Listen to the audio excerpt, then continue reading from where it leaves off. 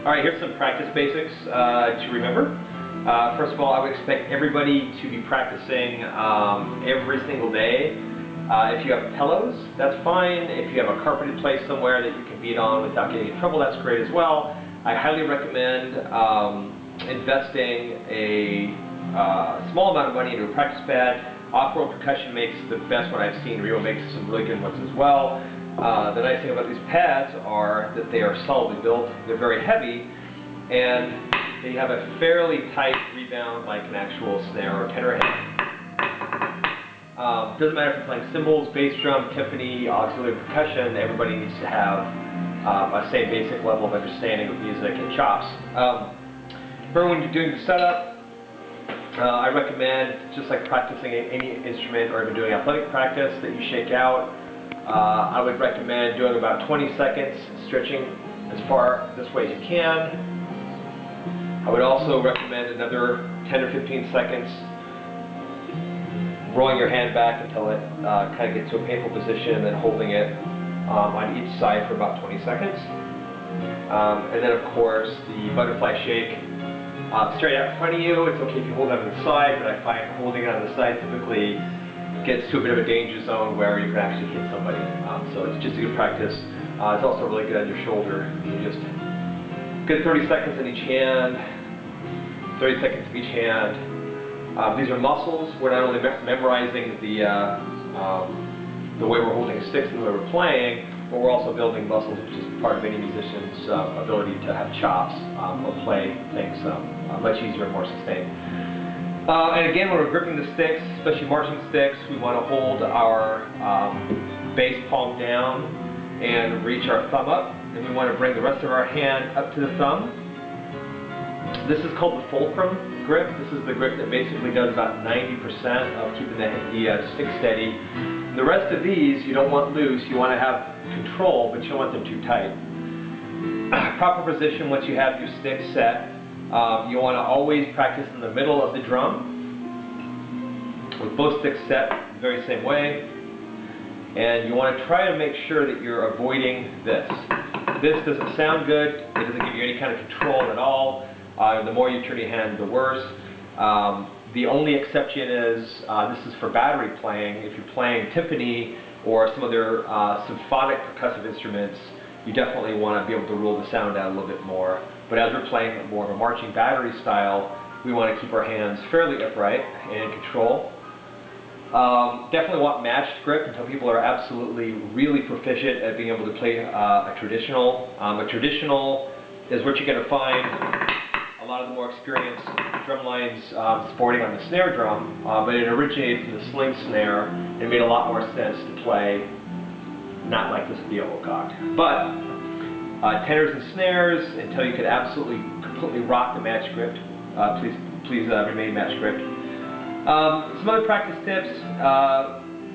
Tempo is very important. If you have a metronome or if you have a phone or another device, you can download an app for it. I highly, highly, highly recommend it. Even if you're practicing to music, keeping a consistent tempo is neurologically important for a drummer, because it teaches us to keep a sense of time that most band directors will absolutely appreciate, as well as your fellow drummers in the end. So I'm going to start off by playing a couple of very, very simple practices. After I've done my shakeout, I'm set up. This is almost a perfect height for me to play on a drum. I don't want to be sitting down.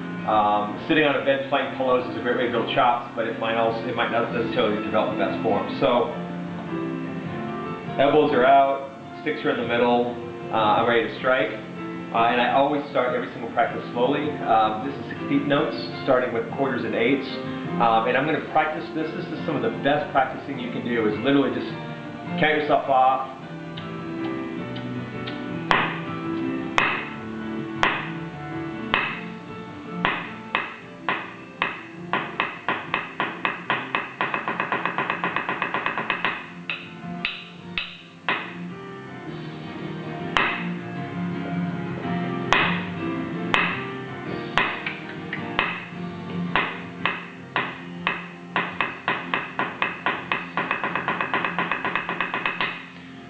Seems simple and it sounds simple, but to keep your sticks under control and to have a metronome that's keeping you honest as far as timing goes is very, very important.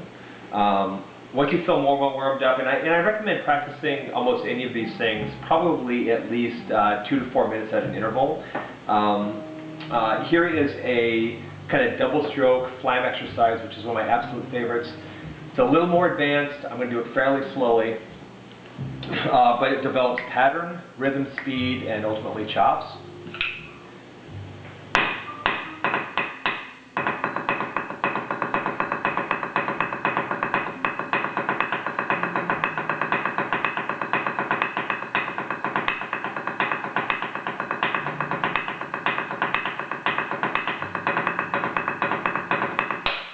Double strokes, double strokes, paradiddles, and double paradiddles in there. Once I have a good consistent feel and it feels right, the beat feels consistent, and I'm not playing a little bit more with my right or my left, I can practice that same thing without any accents at all. It's very, very difficult for a drummer, especially with a good battery setup, to keep anything consistently sounding. It's hard not to do this. Same exercise a little faster. I'm trying to not make any accents at all.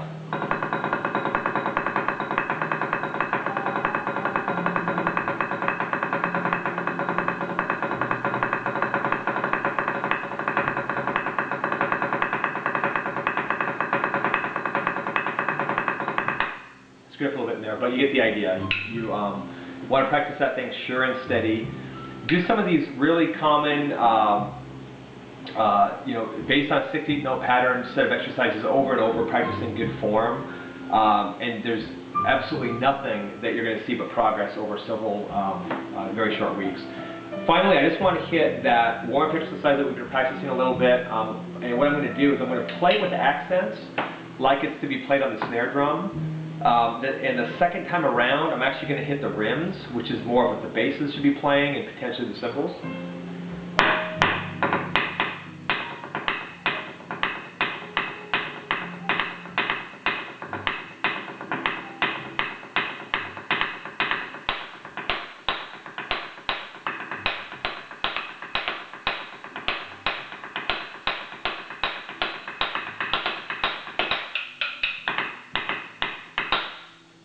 It's another good exercise because in this way we can practice really solid accents, really steady 6/8 notes, and I love being able to take this exercise and playing it at a piano.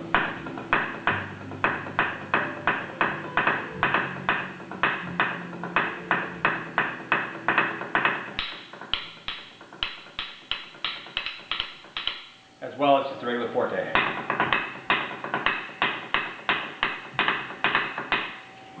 Advanced students, if you want to start doing something interesting by putting very deliberate double strokes into this, go through the entire same exercise 4 times, which is the entire length of the exercise, and after the first one, the post-accent note is going to be rolled. So instead of, it's going to sound like, third one's going to be a double set of rolls after the accent. So instead of, it's going to be, and on. So it'll sound like this.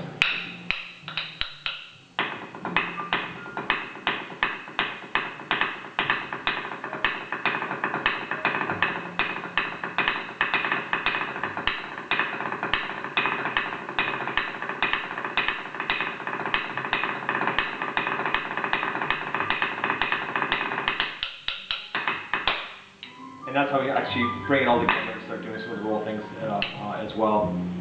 Again, start looking at some of the practices that are put your way. I'm going to try to find some more pretty simple rudiments. I got some great flam and triple exercises as well that we need to start adding in. Practice them, use a metronome. By the end of even 8 measures on any of these, you should not be out of time at all. Your turtle clock should be pretty much spot on. And try to play these pianissimo as well as forte. Try to bring some sound in it. And again, the advantage of being a drummer is typically in a school, we are only asked to bring maybe our own drumsticks in. But at home, have your sticks, have your practice pad, And there's a lot of good stuff on the internet. Clearly, there's a lot of great books I suggest around rudiments, but these are the kind of chops and exercises that are going to build this line to be able to knock out any cadence and sound very tight.